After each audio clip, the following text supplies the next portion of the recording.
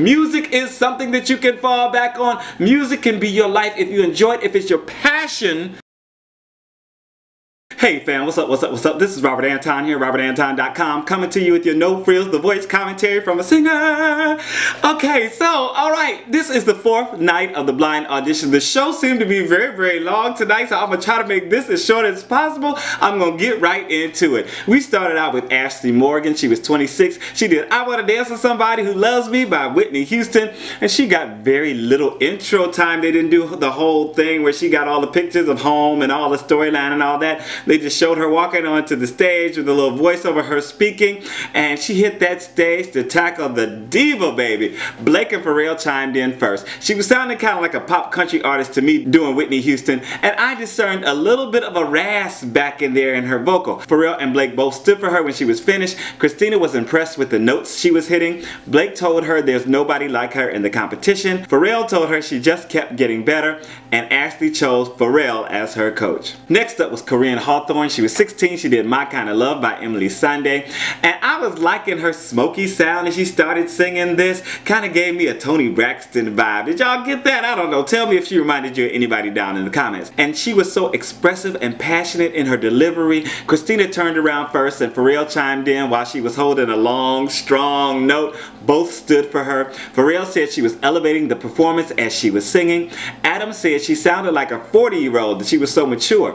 Xtina called her a powerhouse vocalist and said there's no vocal coach in the world that could teach her what she just did. And Koryn chose Xtina. Lexi Davila was up next. She was 17. She did Dreaming of You by Selena. And y'all know I like when people lead in with a little moan. And she did it nicely. I thought she was just a little busy in the beginning of the song with the melismas and stuff like that, but she had a nice tone and she had control. Adam chimed in, and then Blake. She finished nicely with a little riff and you know, just brought it down sweetly. I enjoyed that. Pharrell said he didn't push his button because he hurt some nerves and he got her to breathe and all this stuff. Adam said it started crazy strong and there were some things that were not great. Blake said she has the talent and the range and told her she could be a star.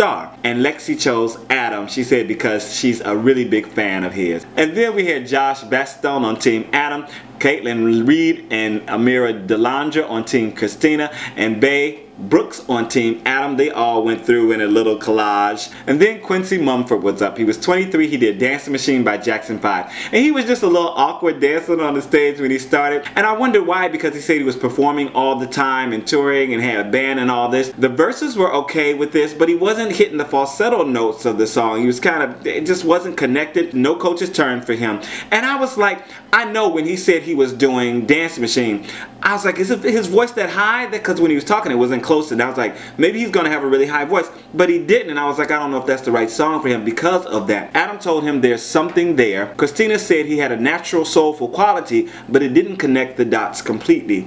Blake said there was no heart or sense of urgency. But if you like my heart and sense of urgency, make sure to thumb up the commentary and let me know that you're enjoying it. I appreciate you so much for watching. Thanks again for the thumbs. Brenda Yaeger was up next. She was 19. She did The House That Built Me by Miranda Lambert, and she picked a song that really had a personal meaning and you could feel it. Adam chimed in when she said his name in the song, right? And she had such a pure, clear tone and a little after twang going on, just a little bitty thing. She was still nervous after the bridge. You could see her shaking, her voice was shaking, and Blake chimed in at the last minute. Adam went to give her a hug because she was shaking so violently. He said, "You're shaking so violently." He gave her a hug. Blake said it took guts to do the song, and she said she had it tattooed on her foot. Brenna chose Blake and ran into his arms saying how much she loves him. Gaynor was up next. He was 30. He did Superstar by Vandross, and this was a big undertaking, and the coaches sat up to take notice right away. This is a big song. It's not easy to take on. You know, when you do that, they listen to see if you're gonna hit certain things. Xtina chimed in before he finished the first verse. She was gone. He had a nice, sexy, smooth delivery going into the chorus, pulled out a little head voice as Adam and Pharrell chimed in, and then Blake followed suit. Did it seem like it ended very abruptly though? It didn't seem like it ended somewhere where it shouldn't have ended. I don't know if they cut it or something like that, but anyway, he got a 4 cheers already, so it didn't matter if it went in or not. Blake called him a stud and a great singer. Adam said there's something about the charm of him performing and said he has a natural gift. Xtina called his talent undeniable, and Jeremy chose TeamXtina, and I was surprised. He said she swayed him because she kept coming at him with, just kept coming back, kept coming back. Congratulations, Xtina. You better do him right. Next we had Jack Gregori. He was 37. He did Ring of Fire by Johnny Cash. And he started out with a nice deep tone. I mean, he was down there. And Adam chimed in for him. This was a pretty straightforward cover, but he was definitely stressing them low notes, showing us that's what I've got down there. I was like, go ahead on, boy. Blake called him a great country singer, but didn't turn around for him. And maybe it was their new pact. They said at the beginning of this hour or whatever, they had a new pact against the other two coaches and they were going to stick to that. So we'll see what happens. Briar, Jonnee was up next. She did Take a Bow by Rihanna, and she had a nice stage presence and a good strong voice with a very forward production. Blake and Pharrell turned for her first, and she was so involved in her performance, and I was involved in what she was doing,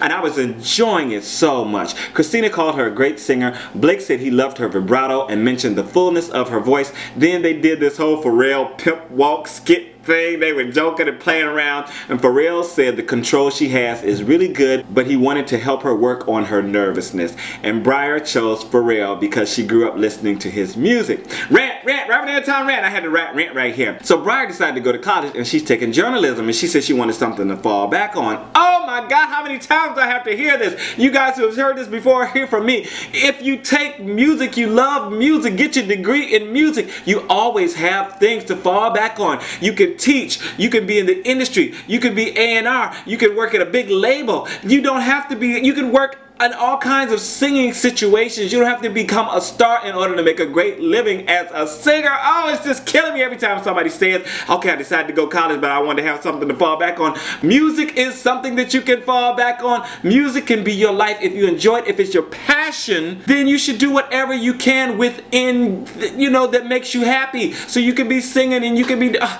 involved in the music business. And that starts by learning all you can about it, and you can do a lot of that learning in college. Okay, so rant is over. I just have to say that. Here we go. Back into the commentary.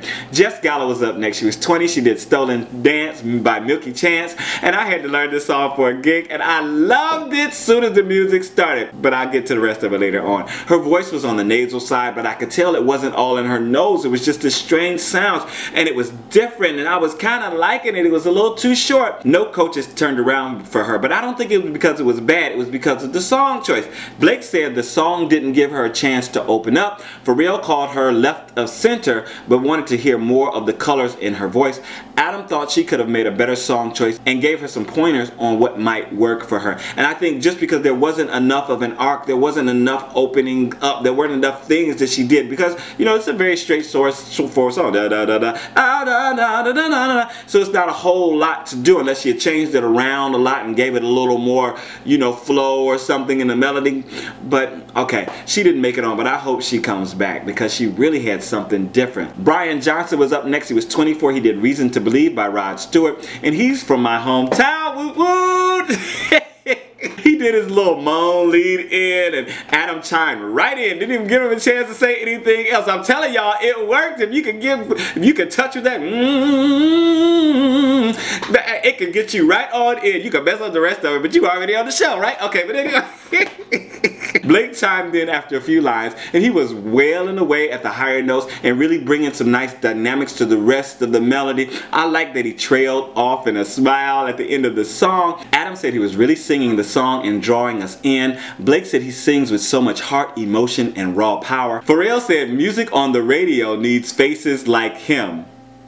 Okay, Brian chose Blake because Blake said there's no one on his team like him. And last of the night we had Corey Kent White. He was 20. He did Chicken Fried by Zac Brown Band, and he picked up his guitar and set a great vibe. The coaches were taking their time listening to him, but he was a professional, performed to the crowd the whole time, did what he had to do. I like the pacing differences from the verse to the chorus. He had a little different vibe, almost a reggae vibe going in on the chorus. Pharrell and Blake chimed in at the very last minute, and Pharrell said he did everything that he always preached. Blake pushed his Swan Brothers and Oklahoma connections. Then Pharrell walked up to fight for him and shake his hand, and Adam started fighting for Pharrell. It was It was a really great, funny exchange and back and forth. But Koryn chose the right coach. He chose Blake, the country coach.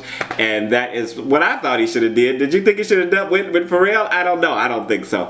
But anyway, that is the commentary for tonight. You've heard what I thought. Tell me what you think down in the comments. This is Robert Anton, robertanton.com. I am out. Peace.